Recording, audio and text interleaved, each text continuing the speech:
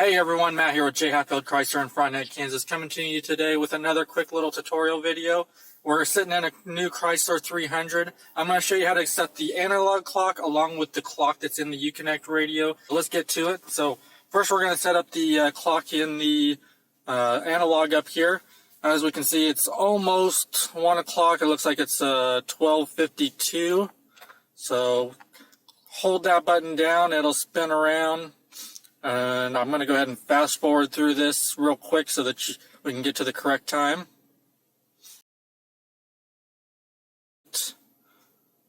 On there, actually looks like 12:57.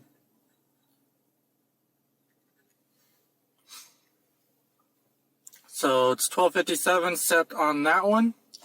Next we'll do the UConnect radio down here. So in order to set this time, we're going to go into the UConnect apps.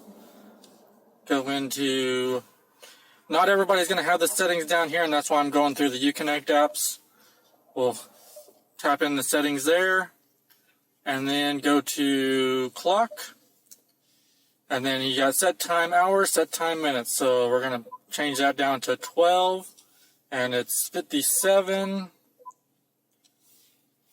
Now 58. Now we want 12 hours, and it's going to be PM.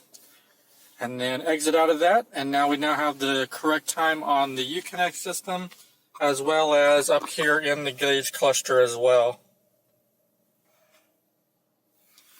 I hope this video helped you out. If you have any questions, please leave them in the comments below. And like I said, if this video helps you, I appreciate it if you like and subscribe to the channel. And any comments or suggestions, drop them down in the comments. Look forward to helping you guys out.